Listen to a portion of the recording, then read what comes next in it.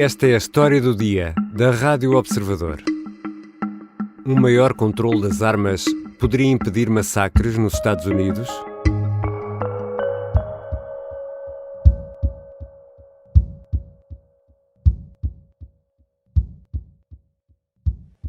What are we doing? Why are you here? If not to solve a problem as existential as this. This isn't inevitable. These kids weren't unlucky. This only happens in this country and nowhere else. Nowhere else do little kids go to school thinking that they might be shot that day. Este discurso emocionado é do senador Chris Murphy, eleito pelo Partido Democrata pelo estado de Connecticut. O senador pergunta aos restantes elementos da Câmara Alta do Congresso, o Senado, por que não fazemos nada. O que é que estamos aqui a fazer? Hi, this is Wayne from the National Rifle Association. Nos próximos dias, em Houston, no Texas, a NRA, a Associação Norte-Americana de Armas, realiza o seu encontro anual. See thousands of guns from top manufacturers. Estão previstas conferências com convidados, como por exemplo Donald Trump, o ex-presidente dos Estados Unidos, e há ainda feira de armas e música. Learn something new at one of our many seminars and listen to great live music featuring legends Lee Greenwood and Mr. American Pie himself, Don McLean. It's all here at your NRA annual meetings and exhibits, May 27th through 29th. See you there.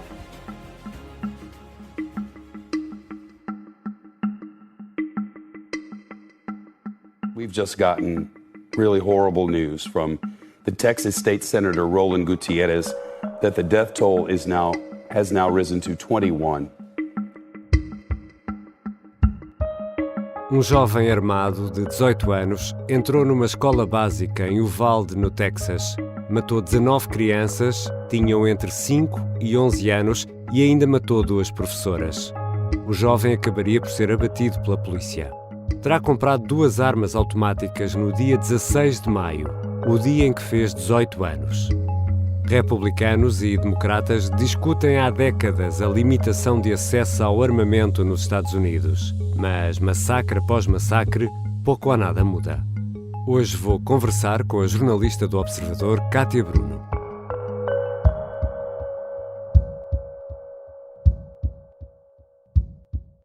Bem-vinda, Kátia. Olá, Ricardo. Para entendermos esta questão, precisamos primeiro de olhar para a segunda emenda da Constituição norte-americana.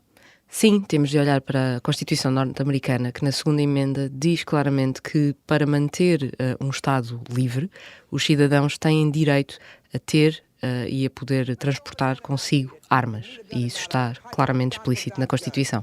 You know, it's getting dangerous out there. The criminals got guns. The honest people should have them. And they are not that expensive at Don's Guns. $119.99 for a .380 automatic, a .45 automatic. Mas estamos a falar de uma norma constitucional adotada no final do século XVIII.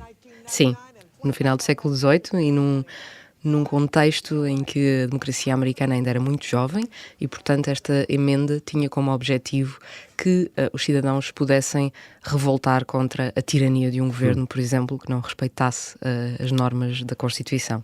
Esta segunda emenda faz parte do chamado Bill of Rights, ou seja, aqui uma tradução mais livre, os princípios fundadores dos Estados Unidos. Essa também é uma das razões da longevidade dessa norma, dessa segunda emenda?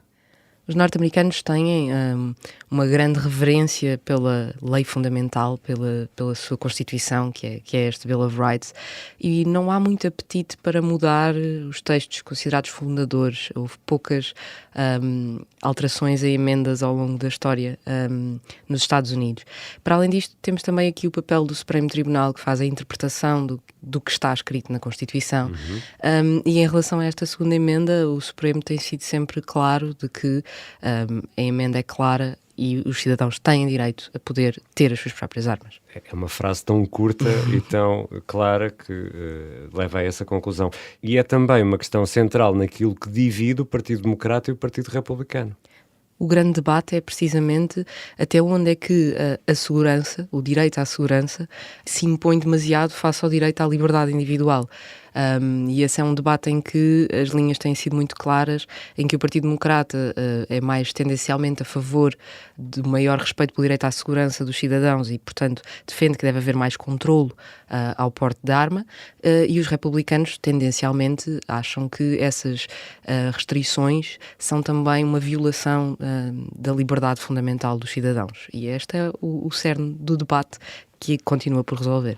As a nation, we have to ask, when in God's name are we going to stand up to the gun lobby? When in God's name we do what we all know in our gut needs to be done? Joe Biden, o presidente dos Estados Unidos, eleito pelos democratas, fala do lobby das armas, a Associação Norte-Americana de Armas, a NRA, que é, Cátia Bruno, outra personagem essencial nesta história, para percebermos tudo isto. Afinal de contas, que associação é esta?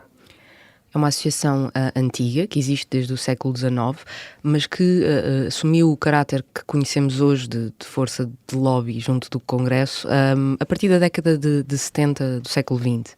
E como associação de lobby pró-armas, acaba por ter um papel influenciando os congressistas a não restringirem o direito ao porte de arma, através, por exemplo, de notas que atribui aos congressistas consoante as posições que eles têm tomado ao longo do tempo nesta matéria. De avaliação? Sim, uma avaliação exatamente igual à que é feita nas escolas, um sistema de A a D, semelhante ao nosso 0 a 5, para identificar que políticos são mais favoráveis à defesa do porte de arma. Esta associação ultimamente tem estado envolvida em muitos escândalos e por isso, escândalos de financiamento, escândalos com o seu líder, Wayne LaPierre, e por isso ultimamente a sua influência acaba por já não ser a mesma que era antes. Só que isso não tem tido impacto nas políticas. Isto porque têm surgido também outros grupos que acabam por ocupar esse espaço da NRA. Há um grupo que é o Gun Owners of America, a National Association for Gun Rights, e às vezes até grupos que defendem que as minorias, como os negros ou os grupos LGBT, têm direito a poder usar armas e que esses direitos não devem ser limitados de forma nenhuma. E quantas armas são vendidas por ano nos Estados Unidos? Esse número existe?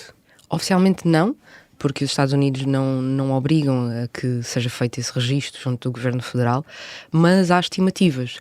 Um grupo, o Small Arms Analytics and Forecasting, usa os dados dos chamados background checks, ou seja, as verificações a que as pessoas se têm de submeter para poderem comprar uma arma, provar que não têm doença mental, provar que não têm cadastro, etc. E com base nessas estimativas, vemos que no ano de 2021 terão sido vendidas quase 20 milhões de armas nos Estados Unidos, o que é de facto o segundo ano com mais vendas. Qual foi o primeiro? Foi 2020, precisamente o ano da pandemia de Covid-19. E quem é que pode comprar armas? Isso varia de Estado para Estado. Aquilo que é universal, no sentido que é imposto pela lei federal, é que quem quiser comprar uma arma tem que se submeter a este chamado background check. O que é um background check? É uma verificação feita pelas autoridades de que a pessoa que vai comprar uma arma não tem cadastro de determinados crimes, não cometeu determinados crimes, como por exemplo homicídio, violação, etc., que não tem um historial de violência doméstica e que não tem problemas de saúde mental diagnosticados. Isto não significa, porém, que não possa haver pessoas com problemas de saúde mental, por exemplo, a adquirirem armas. Não só porque podem os pais, por exemplo, ter armas em casa, como também as próprias pessoas podem comprá-las muitas vezes em locais onde não são obrigados a submeter-se a background checks. É o caso, por exemplo, das feiras de armas, é o caso da venda em muitos estados entre indivíduos e não através de uma loja registada, e portanto quem pode comprar uma arma, na verdade, acaba por ser quase toda a gente. Falaste das feiras de armas, funcionam quase como as nossas feiras aqui de produtos hortícolas, por exemplo? Sim, vende-se não só todo tipo de armas, como todo tipo de munições, todo tipo de outro material de defesa pessoal, e atraem geralmente muitas pessoas, são locais bastante animados até. But we know they work and have positive impact. When we passed the assault weapons ban, mass shootings went down. When the law expired, mass shootings tripled. The idea that an 18-year-old kid can walk into a gun store and buy 2 assault weapons is just wrong. What in God's name do you need an assault weapon for except to kill someone? Este registro da reação do presidente Joe Biden ao massacre desta semana no Texas é muito poderoso. São 7 minutos em que Biden reage a este ataque. O presidente dos Estados Unidos diz que permitir a miúdos de 18 anos comprar armas de assalto, armas automáticas, vulgarmente dizemos metralhadoras, diz que isto é doentio. Diz ainda que em toda a carreira tentou aprovar legislação para um maior controlo das armas. Sempre que isso aconteceu, o número de casos diminuiu. Kátia, este acesso fácil a armas e munições pode ser uma das grandes justificações para todos estes casos? Bom, os vários estudos que são feitos sobre a ligação entre o número de armas disponíveis e o número de crimes com armas mostram que sempre que há mais armas a circular, há mais crimes cometidos com armas e, portanto, há mais mortes, há mais tiroteios, há mais suicídios, etc. Isso é uma relação evidente. Agora, aquilo que muitas vezes os defensores dos direitos de porte de arma invocam é que um nexo de causalidade não significa correlação e que não é possível provar que, por haver mais armas, há mais crimes, podem ser acasos. E há outro ponto, é que mesmo com algumas das restrições que são muitas vezes defendidas por alguns congressistas, muitos dos tiroteios que temos assistido poderiam acontecer à mesma, ou seja, muitas das pessoas que acabam por ter acesso a estas armas cumpririam à mesma os critérios necessários para as obter. E, portanto, é difícil dizer taxativamente que é por haver mais armas a circular que há mais crimes com arma.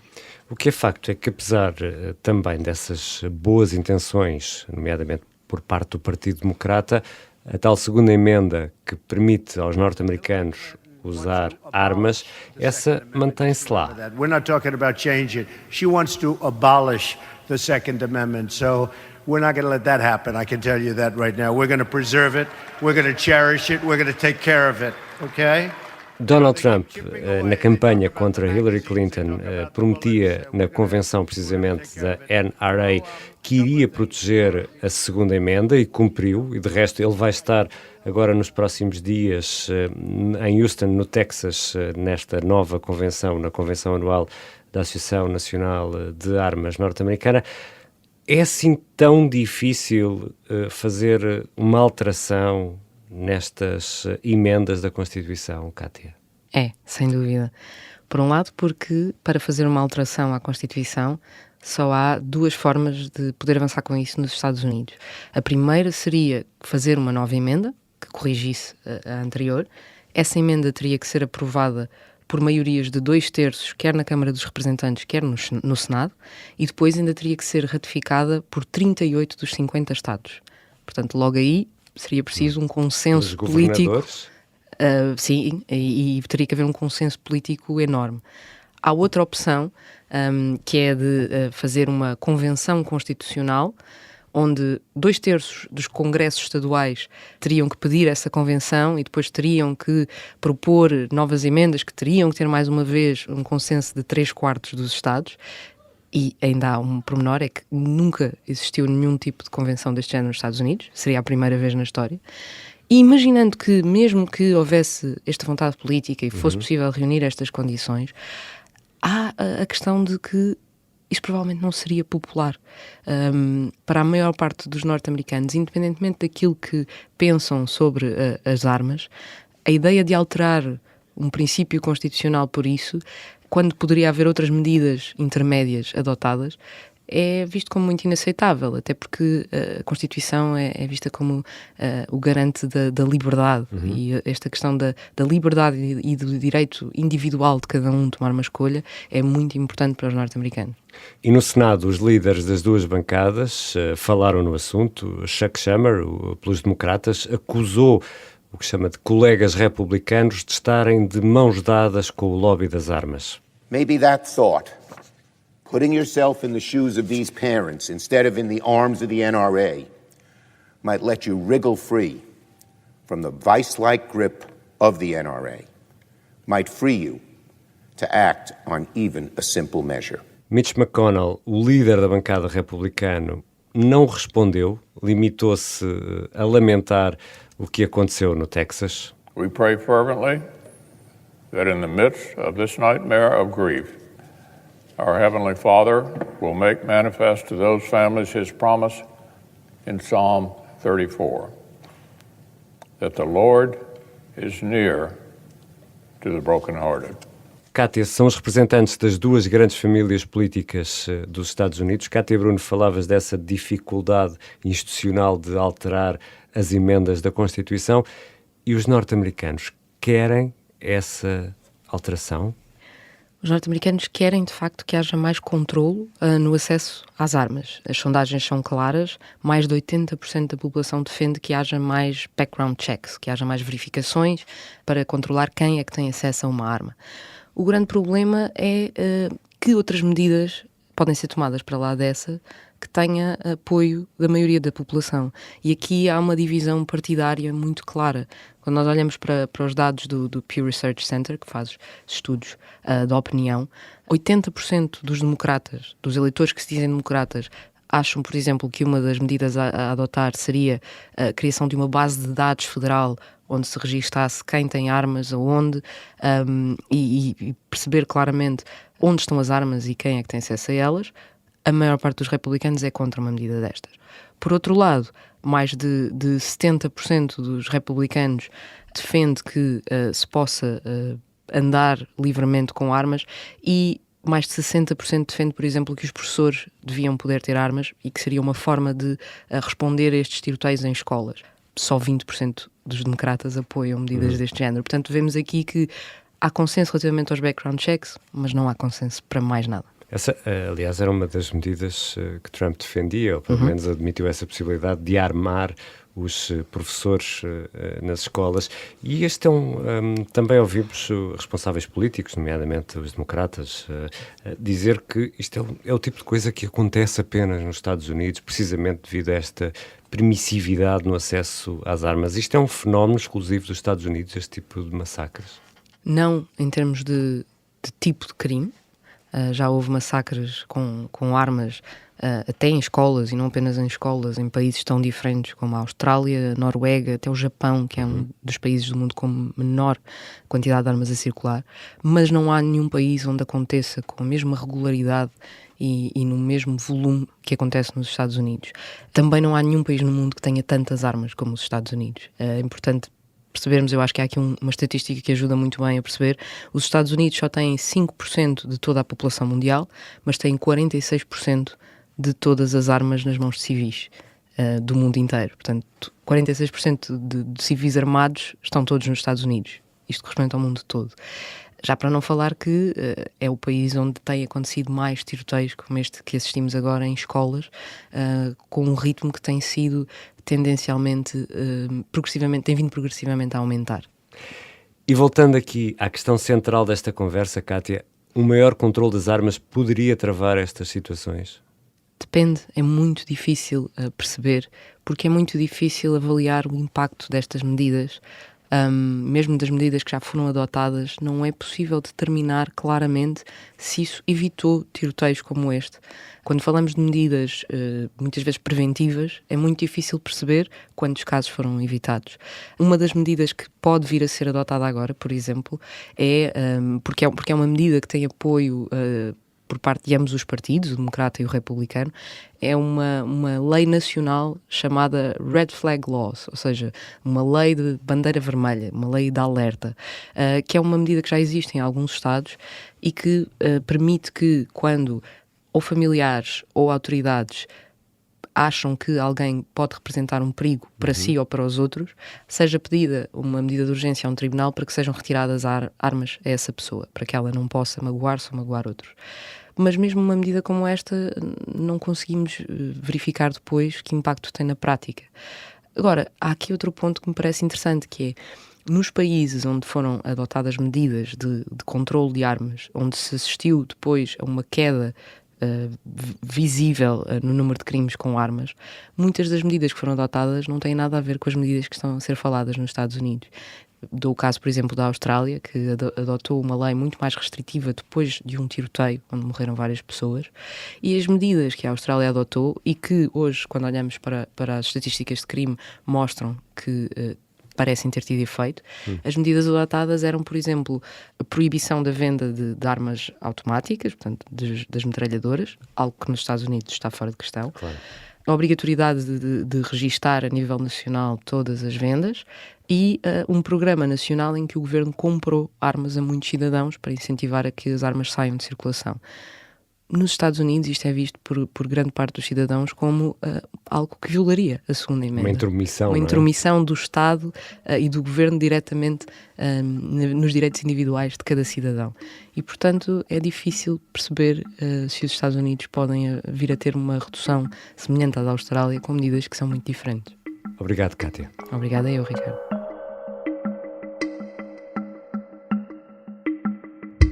Kátia Bruno é jornalista de internacional do Observador e tem sido presença assídua aqui na História do Dia.